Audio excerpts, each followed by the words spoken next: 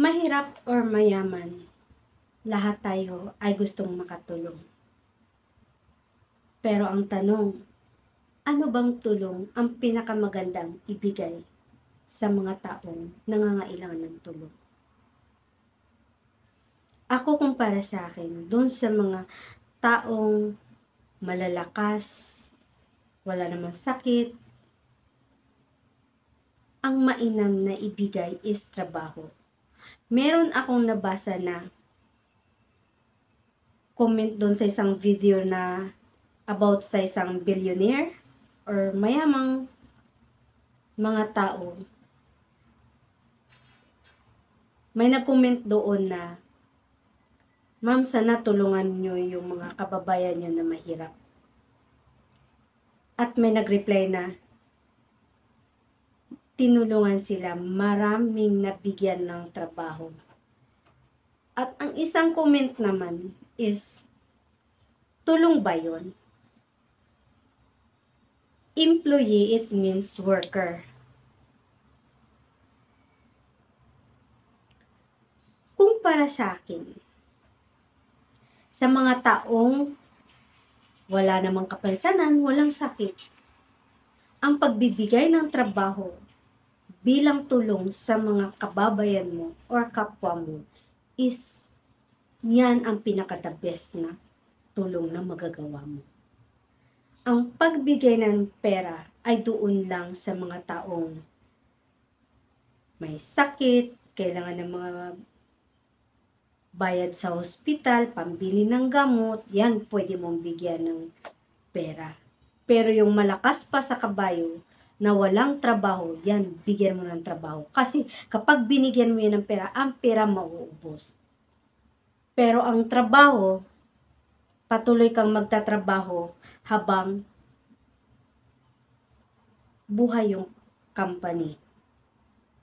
Habang lumalago, andyan ka pa rin hanggang sa kaya mo pa magtrabaho. Unlike doon sa pera na ibibigay mo doon sa mga taong malalakas, ang pera madaling maubos, lalo na kung bigay lang.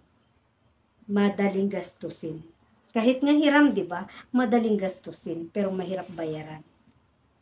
So, ang pagbigay ng trabaho sa isang tao or kung sino man na nabigyan ng trabaho ng mga mayayaman, like sa company na ipasok sila, it's a big help. Hindi mo kailangan magbigay ng pera.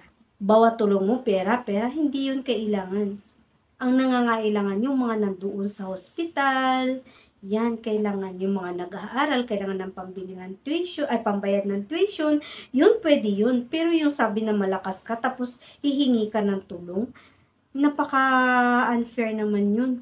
Magtrabaho ka. So, ang trabaho is the best na help doon sa mga taong nangangailangan. Hindi yung may ibang bibigyan mo ng pagkakataon na magkumita ng pera, ayaw nila, mas gugustuhin pa nilang manghiram ng pera, tapos hindi naman nila kayang bayaran. Hirap naman bayaran. Bakit may mga taong ganyan makikitid ang utak? Huwag kayong umasa sa tulong na cash.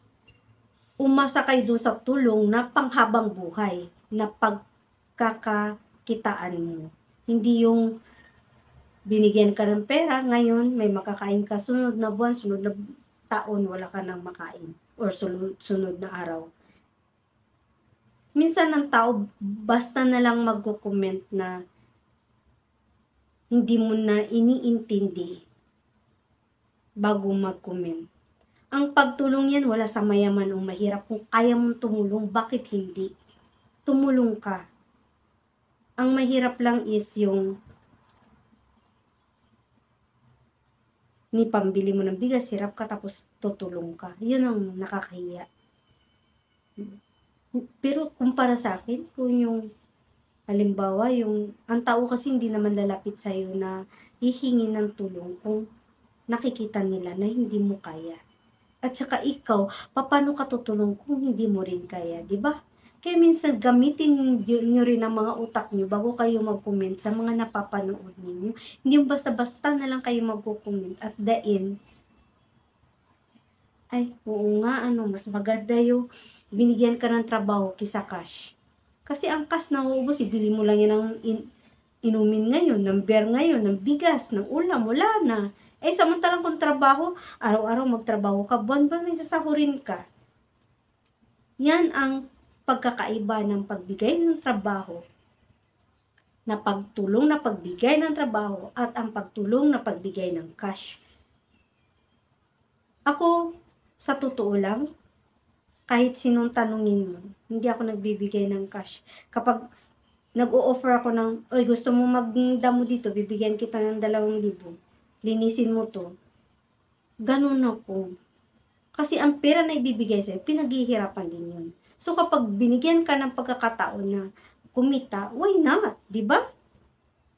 Kung hindi naman mabigat, ang nakakahiya is yung magnakaw ka, yung manghiram ka ng pera tapos hindi mo mabayaran, magtatago ka, or manluloko ka ng kapwa, yun ang nakakahiya. Kaya dapat pag-isipan nyo mabuti bago kayo mag-comment sa mga pinapanood ninyo. Kasi yung mga mayayaman, nagbibigay yan ng tulong, hindi basta-basta dyan iaabot na lang sa inyo. Maliban na lang doon sa mga vlogger, yan. Kasi yan yung, dyan sila kumikita eh. Pero yung mga mayayaman talaga, yung mga negosyante, doon sila sa mga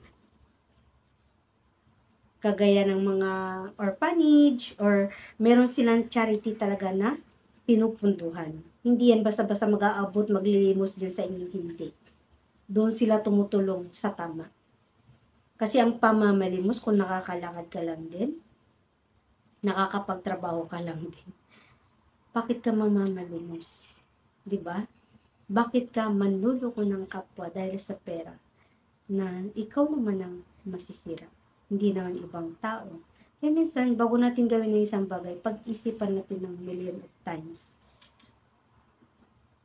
Ang pagbigay, lagi po nating tatandaan, ang pagbigay ng trabaho is tulong yan. Ang pinaka-the best na tulong na ibibigay is yung pagbibigay sa'yo ng pagkakakitaan. Pero yung pagbigay sa'yo ng pera, tinuturuan kang maging tamad. Doon sa mga malalakas lang yan na hindi doon sa mga may sakit. Hindi doon sa may mga pamilyang nakaratay sa hospital, hindi yun. Para doon sa mga malalakas pa sa kabayo na humihingi ng tulong. Ang pinaka-the best na tulong na ibibigay sa kanila is trabaho. Sana may napulot kayong konting aral sa video na to. God bless!